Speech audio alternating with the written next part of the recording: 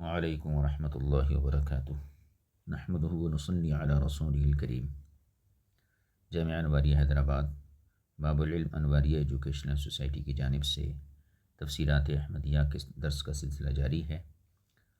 مسئلہ نمبر 133 سے آج ہمارا سبق شروع ہوتا ہے۔ مسئلے کا عنوان ہے غنائم کی تقسیم۔ غنائم یہ غنیمتوں کی جمع ہے، یعنی غنیمتوں کی تقسیم۔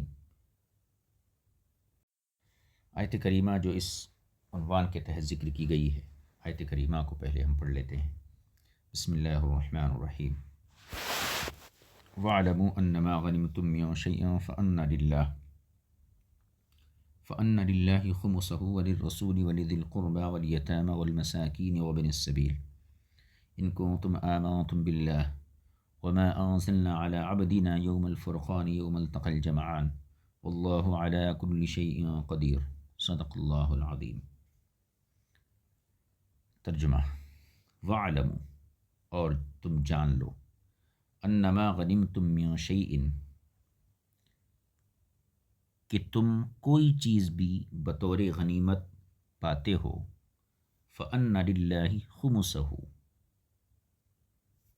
تو ان غنیمتوں کا 5واں حصہ اللہ کے لیے ہے، وَلِلرَّسُولِ اور رسول کریم صلی اللہ علیہ وسلم کے لیے، وَلِذِی الْقُرْبَى اور قرابت والوں کے لیے، وَالْیَتَامَى اور یتیموں کے لیے، وَالْمَسَاکِین اور مسکینوں کے لیے، وَابْنِ السَّبِیل اور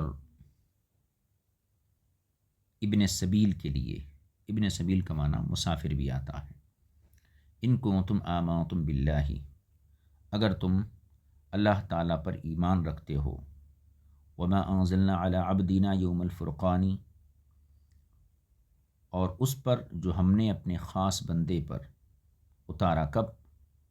یوم الفرقان، حق اور باطل کے درمیان فرق کرنے والے دن، یوم التقى الجمعان یعنی دو جماعتوں کے ایک دوسرے کے مقابل آنے کے دن نازل کیا۔ واللہ علی کل شیء قدیر اور اللہ تعالیٰ ہر چیز پر قادر ہے۔ یہ اس کا مرادی معنی ہوا۔ ملا جیون علیہ رحمہ فرماتے ہیں، معلوم ہونا چاہیے کہ جن آیات کریمہ میں اموال غنیمت کی تقسیم کا ذکر کیا گیا ہے وہ دو ہیں۔ ایک تو اس سے پہلے گزر چکی ہے سورہ انفال کے بالکل آغاز میں، ایک یہ آیت کریمہ ہے جو ابھی ہم پڑھے، وَاعْلَمُوا أَنَّمَا غَنِمْتُم مِّن شَيْءٍ، اور دوسری سورۃ الحشر میں ہے۔ اور اگر آیت مبارکہ یسألونک عن الانفال کو بھی اس موضوع کی آیت اعتبار کیا جائے تو پھر یہ 3 آیتیں ہو جائیں گی۔ ایک آیت تو یہ ہے وَاعْلَمُوا أَنَّمَا غَنِمْتُم مِّن شَيْءٍ فَأَنَّ لِلَّهِ خُمُسَهُ إِلَى آخِرِ الآیہ۔ یہ ایک آیت ہے جو مال غنیمت کی تقسیم کے سلسلے میں نازل کی گئی۔ دوسری آیت سورۃ الحشر میں ہے۔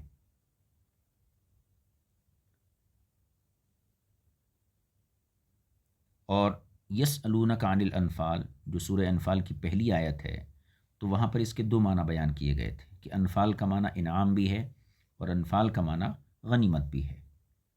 تو اگر انفال کا معنی مال غنیمت لیں تو پھر یہ آیت بھی انہی آیتوں میں سے ہو جائے گی جن آیتوں میں مال غنیمت کی تقسیم کا تذکرہ کیا گیا ہے۔ تو اس طریقے سے یہ 3 آیتیں ہو جائیں گی۔ لیکن پہلی آیت میں لفظ انفال، دوسری آیت میں غنیمت اور تیسری میں لفظ فے موجود ہے۔ یعنی اب جو آیت ہم پڑھے وَاعْلَمُوا أَنَّمَا غَنِمْتُم مِّن شَيْءٍ، غنمتم، تو یہاں پر غنیمت کا لفظ ہے، اور یسألونک عن الانفال میں انفال کا لفظ ہے، اور جو سورہ حشر کی آیت ہے اس میں فی کا لفظ ہے۔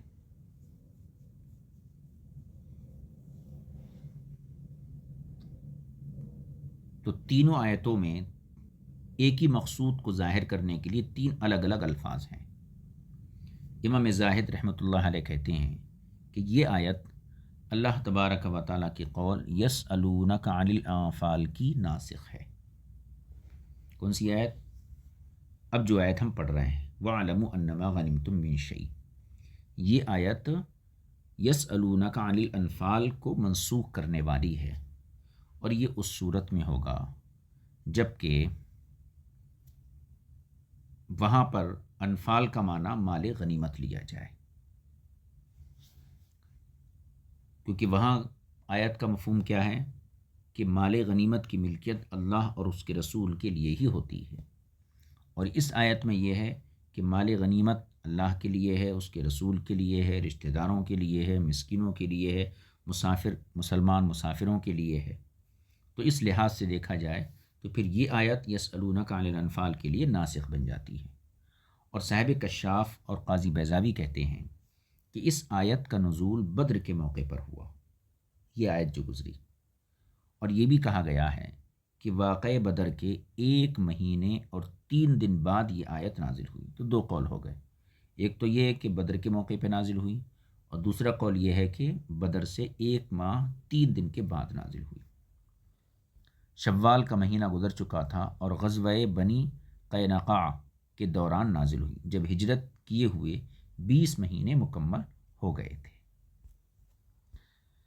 اس کی تفصیل یہ ہے کہ غنیمت اس مال کو کہتے ہیں جو کفار سے زبردستی حاصل ہو، یعنی جنگ میں کافر شکست کھا جائیں اور ان کی اشیاء مسلمان مجاہدین اپنے قبضے میں لے لیں، نہ یہ کہ وہ جنگ کے بجائے صلح کر لیں اور صلح کی صورت میں ان کی اشیاء مسلمانوں کے قبضے میں آ جائیں۔ تو غنیمت وہ مال ہے جو کفار سے زبردستی حاصل ہو، مطلب یہ ہے کہ کافر مسلمانوں کے مقابلے میں میدان جنگ میں شکست کھا گئے اور ان کی جو چیزیں ہیں، مال و اسباب ہے، مسلمانوں نے اپنے قبضے میں لے لیا، یہ ہے مال غنیمت۔ البتہ اگر یہ صورت ہو کہ جنگ کے بجائے مسلمانوں کے سامنے وہ لوگ ہتھیار ڈال دیں اور صلح کر لیں، مصالحت کر لیں، اور صلح کی صورت میں ان کی چیزیں مسلمانوں کے قبضے میں آ جائیں، یہ مال غنیمت نہیں ہوتا ہے۔ اللہ تعالیٰ نے ایسے مال غنیمت میں ان لوگوں کا 5واں حصہ لازم کر دیا ہے جن کا ذکر اس آیت کریمہ میں ہے۔ جو لوگ جنگ میں شریک ہوئے اور جو رشتہ دار ہیں، جو مسکین ہیں، ان کا حصہ اس آیت کے ذریعے مقرر کیا گیا۔ تو 5واں حصہ ان لوگوں کا جن کا ذکر اس آیت میں ہوا، اور بقیہ 4 حصے ان لوگوں میں تقسیم ہوں گے جو مجاہدین تھے، یعنی 5واں حصہ تو انہیں دیا جائے گا، مسکین کو، ابن سبیل کو، اقربا کو، اور 4 حصے جو ہوں گے وہ مجاہدین میں جو اس جنگ میں شریک ہوئے ان کے درمیان تقسیم کیے جائیں گے۔ اور اللہ تعالیٰ نے ان مذکورین کے لیے جو 5واں حصہ لازم کر دیا ہے وہ ہر قسم کے مال غنیمت میں ہے، یعنی کسی بھی طریقے کا مال غنیمت ہو، وہ نقدی کی صورت میں ہو، کپڑوں کی صورت میں ہو، جانوروں کی صورت میں ہو، اسباب جنگ کی صورت میں ہو، جو بھی مال غنیمت ہے اس مال غنیمت میں ان لوگوں کا حصہ مقرر ہے کہ 5واں حصہ انہیں دیا جائے گا۔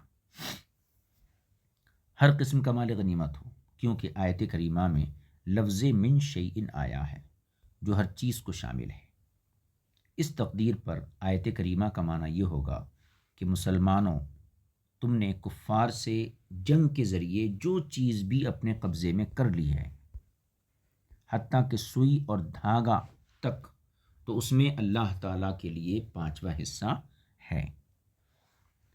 آیت کریمہ میں ما موصولہ ہے، وَاعْلَمُوا أَنَّمَا غَنِمْتُم مِّن شَيْءٍ فَأَنَّ لِلَّهِ خُمُسَهُ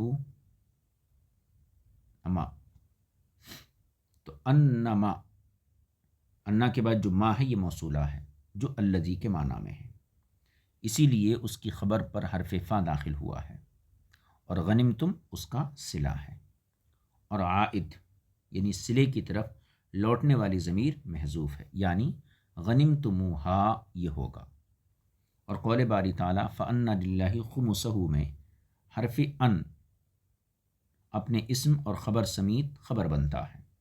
جو انا ہے یہ اپنے اسم و خبر دونوں سے مل کر خبر بنے گا، جس کی مبتدا محذوف ہے۔ اصل عبارت یہ ہوگی فالحکم ان للہ خمسہ، تو فالحکم یہ مبتدا ہو جائے گا اور انا اپنے اسم اور خبر سے مل کر یہ اس کی خبر بن جائے گا۔ یہ ترکیب تفسیر مدارک میں ذکر کی گئی ہے۔ دوسری ترکیب، یا انا اپنے اسم و خبر سے مل کر مبتدا بنے گا جس کی خبر محذوف ہوگی۔ اس اعتبار کے پیش نظر اصل عبارت یوں بنے گی، فحق ان للہ خمسہ، اور یہ بھی کہا گیا ہے کہ یہاں انا کے بجائے انا ہے، یعنی مکسورہ ہے۔ اس قول کے مطابق حذف کی حاجت نہیں رہے گی۔ اب آگے دیکھیے، تمام اہل مذاہب کا اس بات پر اتفاق ہے کہ جو چیزیں کافروں سے غلبے کے ذریعے حاصل کی جائیں وہ 5 حصوں میں تقسیم کی جائیں گی۔ ان میں 4 حصے جنگ میں شرکت کرنے والوں کے لیے ہوں گے، اور جو 5واں حصہ بچتا ہے اس میں اہل مذاہب کا اختلاف ہے۔ تو ایک چیز تو اتفاقی ہے کہ جو بھی چیزیں کافروں سے غنیمت کے طور پر حاصل ہوئیں اس کے کل 5 حصے کیے جائیں گے۔ 4 حصے مجاہدین میں تقسیم ہوں گے، شرکائے جنگ میں تقسیم ہوں گے، یہ اتفاقی باتیں ہیں دونوں بھی۔ البتہ 5واں حصہ ہے اس میں اہل مذاہب کا اختلاف ہے۔ بعض فقہا کہتے ہیں کہ اس 5ویں حصے کے 6 حصے کیے جائیں گے، 5ویں حصے کے 6 حصے کیے جائیں گے، جن میں سے ایک حصہ اللہ تعالیٰ کے لیے، دوسرا رسول کریم صلی اللہ علیہ وسلم کے لیے، اور بقیہ ایک ایک حصہ آیت میں ذکر کیے گئے مستحقین کے لیے ہوگا۔ اب آیت میں کتنے لوگ ذکری کیے گئے ہیں؟ فَأَنَّ لِلَّهِ خُمُسَهُ وَلِلرَّسُولِ وَلِذِي الْقُرْبَى وَالْيَتَامَى وَالْمَسَاكِينِ وَابْنِ السَّبِيلِ، تو ایک حصہ اللہ کا، ایک رسول اللہ کا، دوسرا حصہ رسول اللہ کا، اور کتنے بچے؟ ایک حصہ باقی جو شرکاء ہیں ان کے درمیان تقسیم ہو جائے گا۔ یہ حضرات جو ہیں جو یہ کہتے ہیں کہ 5ویں حصے کے 6 حصے کیے جائیں گے، یہ حضرات آیت کریمہ کے ظاہری مفہوم کو سامنے رکھ کر ایسی تقسیم کرتے ہیں۔ اللہ تعالیٰ کا حصہ کعبے کے مصارف میں، کعبے کے اخراجات میں اٹھاتے ہیں، جیسا کہ جناب ابو العالیہ رضی اللہ تعالیٰ عنہ کا مذہب ہے۔ ایک قول یہ بھی ہے کہ اللہ تعالیٰ کا حصہ یہ بیت المال میں جائے گا، اور ایک قول کے مطابق اللہ تعالیٰ کا حصہ حضور اقدس صلی اللہ علیہ وسلم کے حصے میں شامل کر دیا جائے گا، کیونکہ اللہ تو اس پیسے سے یا ان چیزوں سے بے نیاز ہے۔ یہ ایک قول تھا۔ جمہور کا موقف یہ ہے کہ آیت کریمہ میں اللہ تعالیٰ نے اپنا جو ذکر کیا ہے تبرک کے طور پر کیا ہے، فَأَنَّ لِلَّهِ، تو اللہ اپنا جو تذکرہ کیا یہ بطور برکت کیا۔ اس کی دلیل یہ ہے کہ اسے مقدم رکھا گیا اور اگلے معطوفات کے طریقے سے الگ طریقہ اپنایا گیا، یعنی سب سے پہلے اللہ نے اپنے نام کو ذکر کیا، اور جو عطف کرنے کا طریقہ تھا وہ بھی بالکل مختلف تھا۔ فَأَنَّ لِلَّهِ خُمُسَهُ، تو للہ کے بعد بیچ میں خمس آ گیا۔ حالانکہ عطف کا طریقہ کیا ہوتا ہے کہ معطوف اور معطوف علیہ کے درمیان میں صرف واو کا فاصلہ ہوتا ہے، جیسے وَلِلرَّسُولِ وَلِذِي الْقُرْبَى وَالْيَتَامَى وَالْمَسَاكِينِ وَابْنِ السَّبِيلِ، تو یہاں خالی واو کا فاصلہ ہے۔ تو یہ باقی جو مخلوق ہیں ان تمام مخلوقات کو واو عاطفہ کے ذریعے ذکر کیا گیا، لیکن اللہ تبارک و تعالیٰ نے اپنا جو تذکرہ کیا، اپنا نام اس میں جلالت ذکر کیا، تو وہ الگ طریقے سے ذکر کیا۔ اس طریقے سے یہ پتہ چلتا ہے کہ اللہ تعالیٰ اپنا جو تذکرہ کیا بطور تبرک کیا ہے۔ گویا اللہ نے ارشاد فرمایا، بے شک اللہ تعالیٰ کے لیے مال غنیمت کا 5واں حصہ ہے جو ان مخصوص لوگوں کو دیا جائے گا۔ اس لیے اللہ تعالیٰ کے نام کا 5واں حصہ رکھا ہوا، 5واں حصہ 6 کے بجائے 5 حصوں میں تقسیم کیا جائے۔ گویا اللہ نے اپنا نام بطور تبرک ذکر کیا تو گویا کہ کل 5 حصے ہوئے، یہ 5واں حصہ 5 حصوں میں تقسیم کیا جائے گا۔ جناب رسول کریم صلی اللہ علیہ وسلم نے اسی طرح کیا تھا، لیکن جمہور میں حضور اکرم صلی اللہ علیہ وسلم کے دنیا سے پردہ فرمانے کے بعد باہمی اختلاف اس بات میں ہے کہ حضور صلی اللہ علیہ وسلم کا مخصوص حصہ اب کسے ملے گا؟ بھئی حضور دنیا میں ظاہری طور پر تھے تو حضور کے لیے تھا، لیکن اس کے بعد جو جنگیں ہوئیں تو پھر ان میں جو مال غنیمت ملا تو حضور صلی اللہ علیہ وسلم کے پردہ کرنے کے بعد حضور کا حصہ کس کو دیا جائے گا؟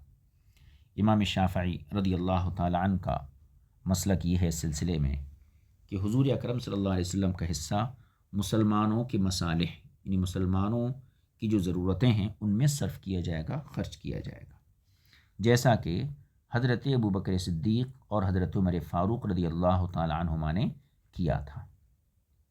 یہ امام شافعی کا قول تھا۔ ایک قول یہ بھی ہے کہ حضور کا حصہ اس کا مصرف امام ہے،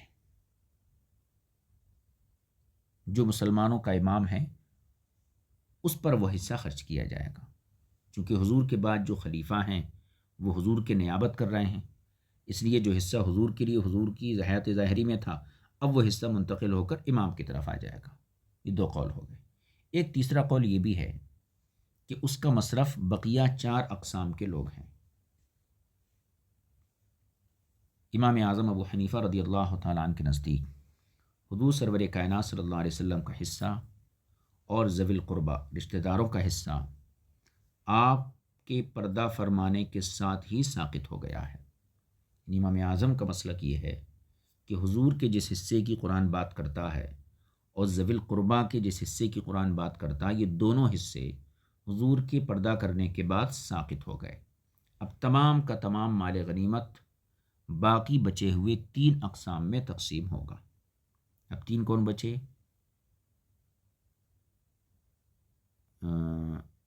فَأَنَّ لِلَّهِ خُمُسَهُ وَلِلرَّسُولِ وَلِذِي الْقُرْبَى وَالْيَتَامَى وَالْمَسَاكِينِ وَابْنِ السَّبِيلِ، تو مسکین، یتیم، ابن سبیل، ان 3 میں پورا کا پورا جو 5واں حصہ ہے پورا ان میں تقسیم کر دیا جائے گا۔ یہ امام شافعی امام اعظم کا مسلک ہو گیا۔ امام مالک رضی اللہ تعالیٰ عنہ کے نزدیک نہیں 5واں حصہ نہیں، حضور کا حصے کی بات چل رہی۔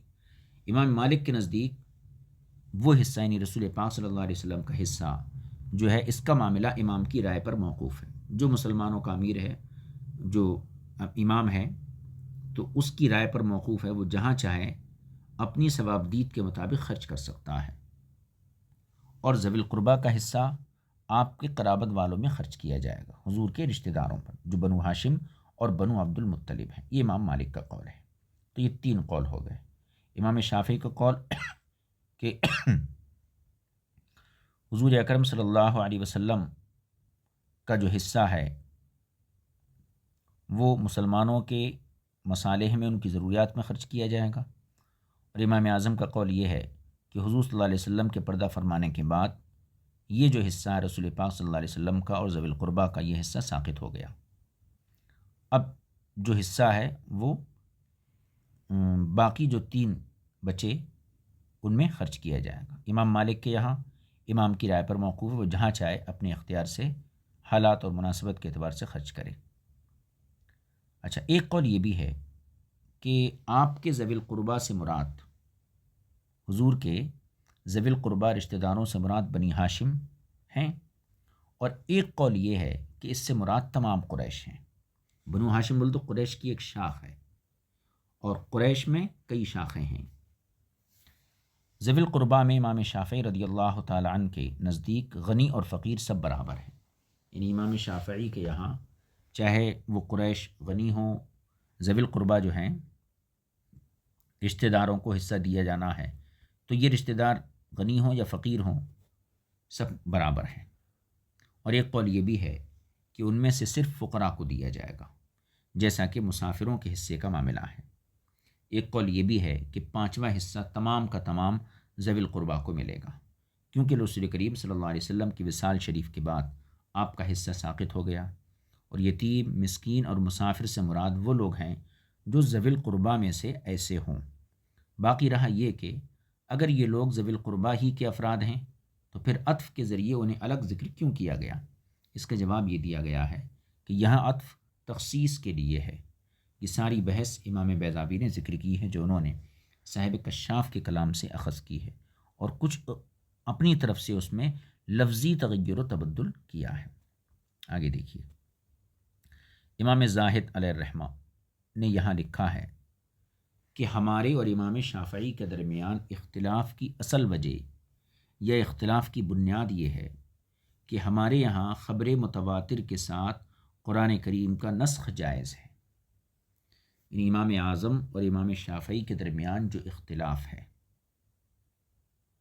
امام شافعی نے کیا کہا کہ جو 5واں حصہ ہے وہ مسلمانوں کے مسالے میں خرچ کیا جائے گا، حضور کا جو حصہ ہے، اور امام اعظم نے کہا کہ حضور کے پردہ فرمانے کے بعد یہ حصہ ساقط ہو گیا۔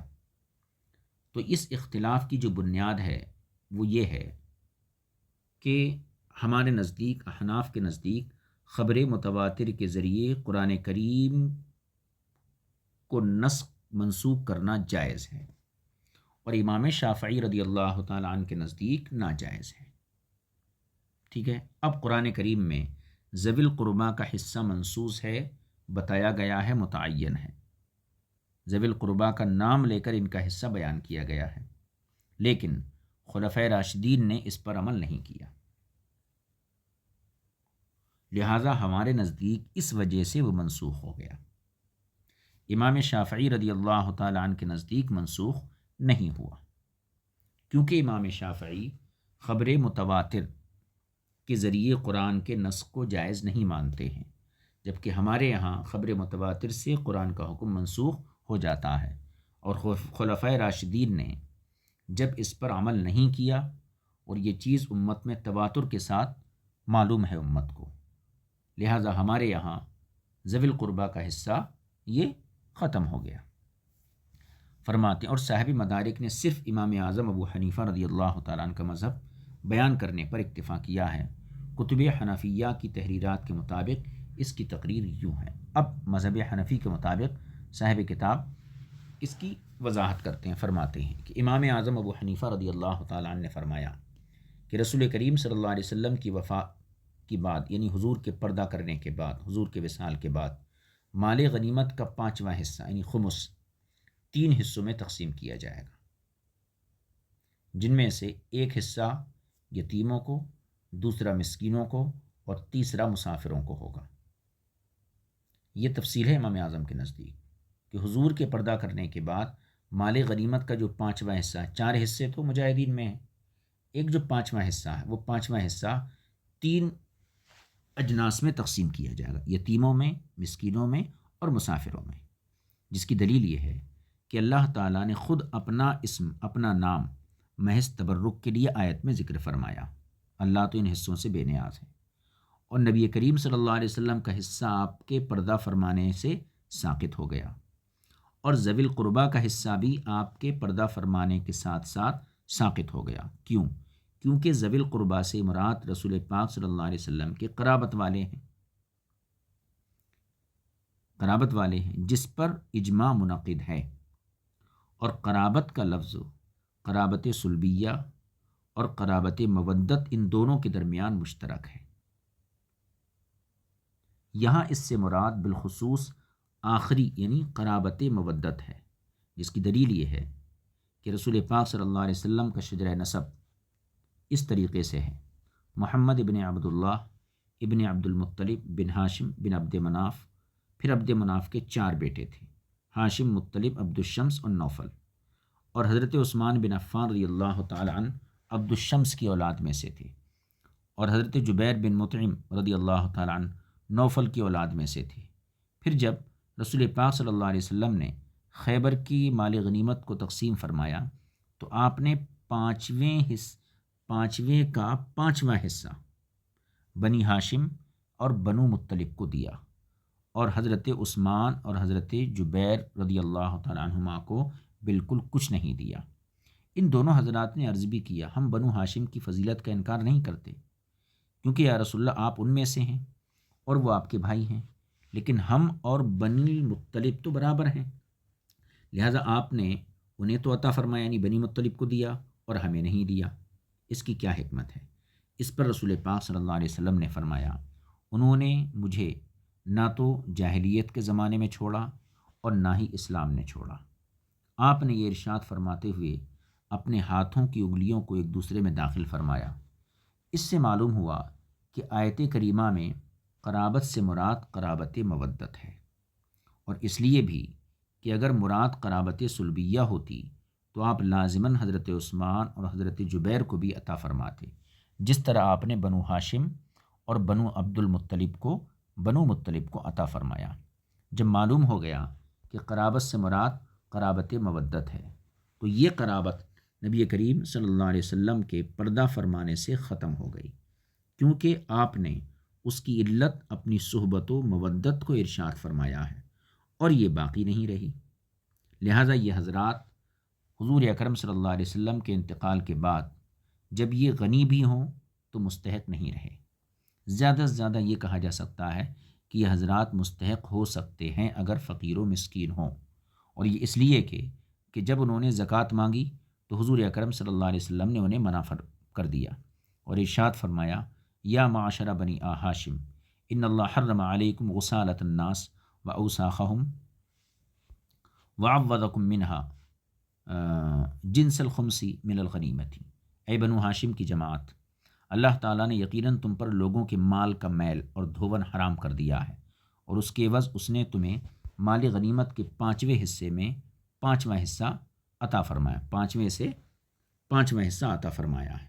حضور سرور کائنات صلی اللہ علیہ وسلم کے غنیمت کے 5ویں حصے میں سے 5واں حصہ ان حضرات کو زکوٰۃ کے بدلے میں عطا فرمایا، اور رسول پاک اور زکوٰۃ کے مستحق فقیر ہوتے ہیں، لہذا یہ حضرات اگر فقیر ہوں تو اس 5ویں حصے کے مستحق ہوں گے۔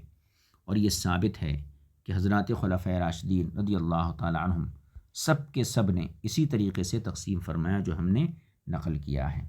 شرح الوقایہ اور ہدایہ میں ایسا ہی لکھا ہوا ہے۔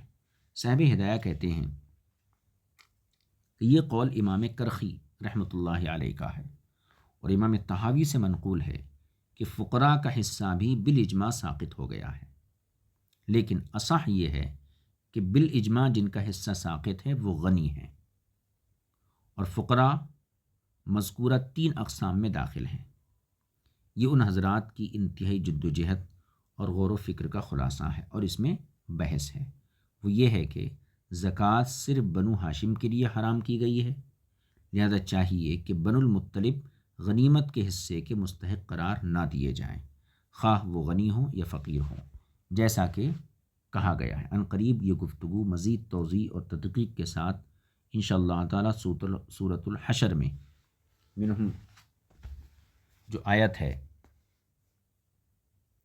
وہاں پر فرماتے میں ذکر کروں گا۔ اب آگے دیکھیے قول باری تعالیٰ، ان کنتم آمنتم باللہ، اس کا تعلق محذوف کلام کے ساتھ ہے جس پر وَاعْلَمُوا دلالت کر رہا ہے، اور وما انزلنا علی عبدنا کا لفظ اللہ پر عطف ہے، اور یوم الفرقان اس کا ظرف ہے جس سے مراد بدر کا دن ہے۔ وما انزلنا علی عبدنا یوم الفرقان یوم التقى الجمعان، کیونکہ اس دن حق و باطل کے درمیان فرق ہو گیا تھا، اس لحاظ سے بدر کا دوسرا نام یوم الفرقان ہے۔ اور یوم التقى الجمعان کا معنی یہ ہے کہ جس دن مسلمان اور کافر دونوں کی مٹبھیڑ ہوئی، یہ جو ہے یوم الفرقان سے بدل واقع ہو رہا ہے۔ تفسیر حسینی میں ہے کہ یہ رمضان المبارک 8 ہجری کی 27ویں تاریخ جمعہ کا دن تھا۔ معنی یہ ہوگا اگر تم اللہ تعالیٰ پر ایمان لاتے ہو اور اس پر جو ہم نے اپنے نبی محمد صلی اللہ علیہ وسلم پر غزوہ بدر کے دن نازل فرمایا، یہ نازل شدہ یا تو آیتیں ہیں جو نازل فرمائی گئیں، یا تو آیتیں ہیں، یا فرشتے ہیں، یا فتح ہے، پھر تمہیں معلوم ہونا چاہیے کہ اللہ تعالیٰ نے مال غنیمت کا 5واں حصہ ان مذکورہ لوگوں کے لیے مقرر فرمایا ہے، لہٰذا انہیں ان کا حصہ دے دو اور خود 5 میں سے بقیہ 4 پر اکتفا کرو۔ یہ مسئلہ تھوڑا طویل تھا، 133 نمبر، اللہ کی توفیق سے یہ مسئلہ یہاں مکمل ہوا۔